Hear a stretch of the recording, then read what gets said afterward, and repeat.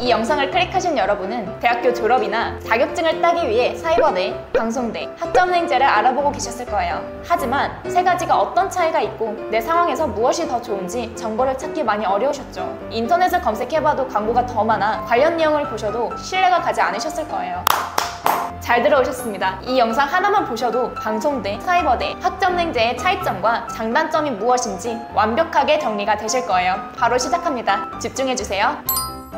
먼저 세 가지 개념부터 쉽게 설명해 드릴게요. 온라인으로 수업을 진행하는 대학을 원격대학이라고 하는데요. 원격대학은 국립과 사립으로 나뉩니다. 여기서 국립원격대학이 방송대입니다. 사립원격대학이 우리가 흔히 말하는 사이버대고요. 그래서 똑같은 원격대학교임에도 수업 시스템이나 난이도가 다릅니다. 그렇다면 학점은행제는 무엇일까요? 학점은행제도 대학교일까요? 아닙니다. 교육부에서 만든 학위취득 제도입니다. 그래서 적용되는 법 자체가 다르고 학교 내 시스템도 다릅니다. 먼저 방송대, 플레임은 한국방송통신대학교입니다. 우리나라에서 처음으로 설립된 원격대학교이자 유일한 국립대학교입니다. 4년제 대학교이고 일반 대학교와 똑같이 3월, 9월 이렇게 1년에 2번 개강을 합니다. 1년에 2학기 수업을 들을 수 있죠. 이 기간에 맞추어서 1학년 입학을 하거나 2, 3학년으로 편입도 할 수 있습니다. 방송대의 장점을 말씀해 드릴게요. 첫 번째로 등록금이 저렴합니다. 방송대의 큰 장점이에요. 한 학기 등록금이 30만원 중후반대입니다. 정말 놀랍지 않나요? 일반 대학교는 한 학기에 300에서 400만원 정도 하는데 10분의 1 비용으로 저렴한 편이죠. 두 번째 장점은 인원을 많이 뽑습니다. 인문과학대학은 전공당 평균 3,000명, 사회과학대학은 2, 3,000명대로 워낙 많이 뽑다 보니 거의 100% 합격입니다. 경쟁률도 보시면 0점대이기도 하고요. 하지만 반드시 아셔야 할 것은 1학년으로 입학은 못하고 편입으로만 들어갈 수 있는 전공들이 있습니다. 가정복지상담학 전공, 식품영양학 전공, 의류패션학 전공 등이 있습니다. 그리고 특이한 점이 유아교육과가 있습니다. 사이버대와 학점은행제에는 없는 유아교육과가 방송대에는 개설되어 있습니다. 게다가 가장 큰 메리트는 졸업 시에 유치원 정교사 2급 취득도 가능합니다. 유치원 정교사 2급을 취득하기를 원하시는 분은 방송대로 지원해 주시면 됩니다. 장점이 있는 만큼 단점도 있는데 딱 하나 좀 치명적입니다. 졸업이 어려워요. 국립대학교이다 보니 기본적으로 학사 과정에 있어서 기준이 엄격합니다. 과제, 중간고사, 기말고사 난이도가 높고요. 게다가 졸업을 하려면 논문을 써야 하는 학과들이 많은데 이 논문을 쓰는 게 상당히 어렵죠. 실제로 졸업까지 7, 8년 걸리시는 분들도 있습니다. 그래서 공부를 열심히 잘 하셔야 돼요. 기본적으로 교재를 별도로 구입해서 공부해야 하는데 과목마다 교재를 준비하면 학기마다 약 10만원씩은 더 듭니다.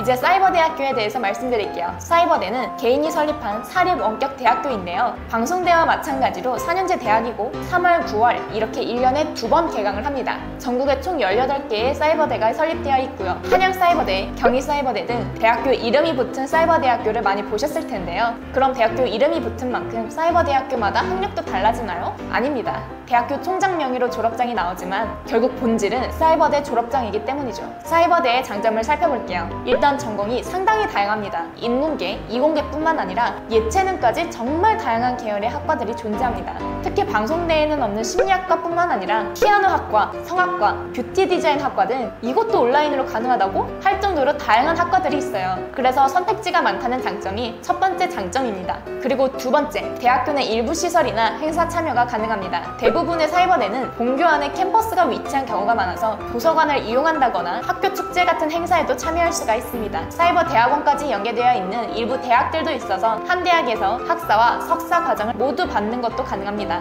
하지만 사이버대의 가장 큰 단점은 등록금이 비쌉니다. 한 학기 100만원 초중반대입니다. 연평균 200만원에서 300만원 정도이죠. 방송대, 사이버대 가장 비용이 많이 들어요. 장학 혜택을 받아도 크게 줄어들진 않습니다. 두 번째 단점으로는 시험도 생각보다 쉽지 않습니다. 방송대만큼은 아니더라도 난이도가 은근 높은 편이에요. 오픈북 시험인데도 그렇습니다. 실제로 성적을 너무 낮게 받거나 F학점을 받아서 재수강을 하다가 학업을 중단하는 경우도 종종 있습니다. 최근에 사이버대 부정행위로 무리가 빚어져 시험 시스템을 개선하고 난이도를 더 상향시킨다는 이야기도 많이 나오죠. 그리고 일부 수업은 오프라인 출석도 있습니다. 학기당 한두 번 출석이라서 엄청 부담되는 정도는 아닌데 그래도 100% 온라인이라고 보기는 어렵죠. 방송대, 사이버대의 공통점은 80%의 학생이 직장인입니다. 사이버대가 고졸 비율이 조금 더 높은 편이에요. 그리고 둘 다 학점은행제보다 수업 퀄리티가 좋습니다. 예전보다 예전부터 방송대가 사이버대보다 비교적 더 높다는 의견이 지배적이었는데요. 시간이 지나면서 지금은 사이버대도 상향 평준화됐습니다. 그래서 학업에 진심이고 공부를 제대로 하고 싶으신 분들은 이 두 개의 대학을 추천드립니다. 신입학뿐만 아니라 빠르게 졸업을 하기 위한 목적으로 편입을 알아보시는 분들이 많이 계시죠.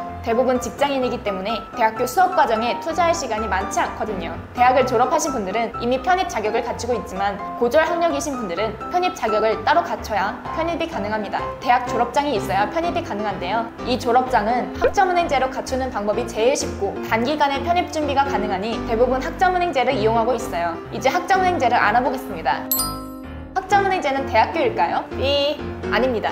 교육부에서 만든 학위취득 제도예요. 학점은행제로 학점을 채워서 졸업장을 따는 개념인데요. 일반 대학교는 수업으로만 학점을 채워야 하지만 학점은행제는 수업 말고도 여러 가지 방법으로 학점을 딸 수 있어요. 그래서 정해진 학점만 채우기만 하면 대학교보다 훨씬 빠르게 졸업이 가능합니다. 대학처럼 입시나 편입 제도가 아예 없고 고졸 학력 이상이면 누구나 이용할 수 있습니다. 대학은 입학 정원이 있지만 학점은행제는 그런 개념 자체가 존재하지 않죠. 학점은행제로 학위를 따면 대학 총장 명의가 아닌 교육부 장관의 명의로 졸업장이 나오고요. 일반 대학교 졸업장과 동등한 학위를 가집니다. 자, 그럼 학점은행제의 장단점을 정리해드릴게요. 학점은행제의 가장 큰 장점은 첫 번째로 단기간에 학위를 취득할 수 있습니다. 단순히 수업뿐만 아니라 자격증, 독학사, 전적대학점을 통해 학점을 빠르게 채울 수 있기 때문인데요. 전공마다 다르지만 최단기간 과정으로 진행하면 2년제 졸업장을 8개월 만에 4년제 졸업장을 1년 안에도 딸 수가 있어요. 두 번째 장점은 바로 비용입니다. 물론 진행하는 전공과 과정에 따라 다르지만 일반적으로 온라인 과정은 한 학기 대학교 등록금의